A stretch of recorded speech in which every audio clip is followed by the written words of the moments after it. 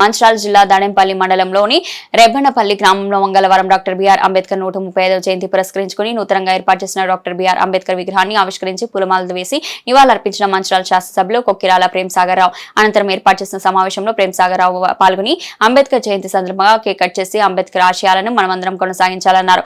ఈ కార్యక్రమంలో తెలంగాణ రాష్ట్ర గిరిజన కోఆపరేటివ్ ఆర్థిక అభివృద్ధి corporation chairman Kotnaka Tirupati, Mancherial municipal corporation mayor Dharni Madhukar, Gaddam Trimurthi, గొల్ల రాయమల్లు, ఎల్ బాపు, ముత్యాల శ్రీనివాస్, అంబేద్కర్ సంఘం నాయకులు, సర్పంచ్లు, నాయకులు పాల్గొన్నారు.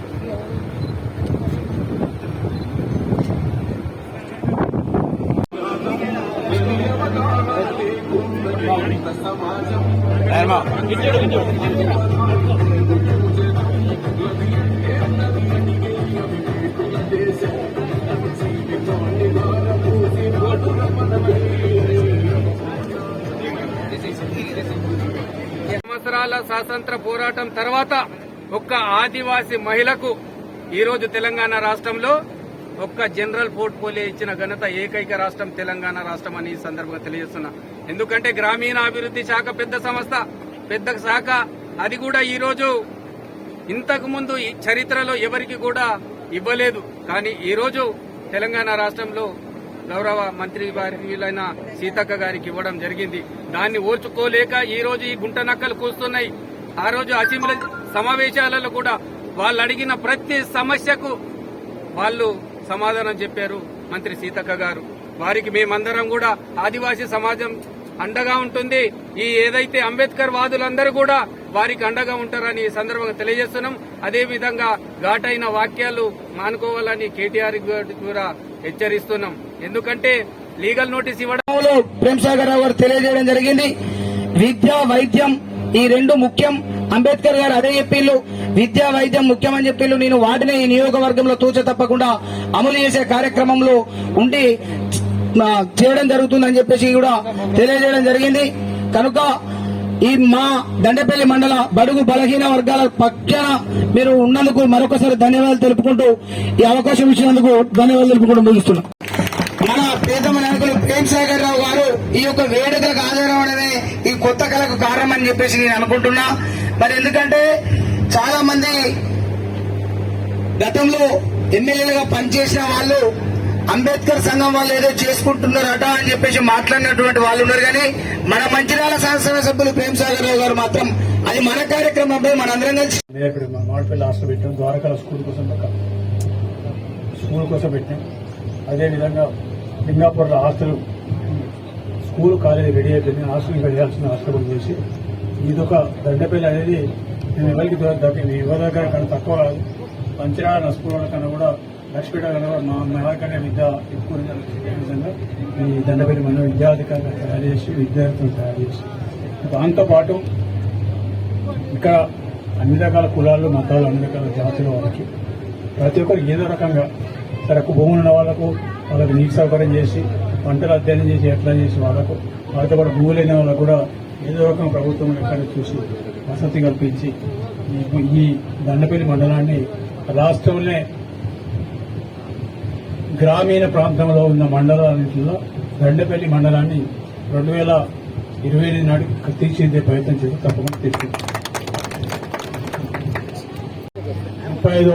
135వ జయంతి అంబేద్కర్ జయంతి సందర్భంగా ఇక్కడికి అంబేద్కర్ నాలెడ్జ్ సెంటర్ ఎవరైతే విద్యార్థులు చదువుకుంటారో విద్య కోసం చదువుకోవడం కోసం గ్రూపులకు కానీ ఏ రకమైన కాంపిటేటివ్ ఎగ్జామ్స్ ప్రిపేర్ కావడం కోసం అంబేద్కర్ నాలెడ్జ్ సెంటర్ 50 లక్షలతో పాటు మిగతా అంబేద్కర్ భవనానికి మీటింగ్లకు కానీ వాళ్ళందరికీ ఏర్పాటు చేసుకోవడానికి కూడా సరే దానికి 20 లక్షల సంతకం చేసి వచ్చే ఏప్రిల్ 136 బర్త్డే లోపల కంప్లీట్ చేసి 130 బర్త్డే మళ్ళీ ప్రారంభోత్సవానికి ఖచ్చితంగా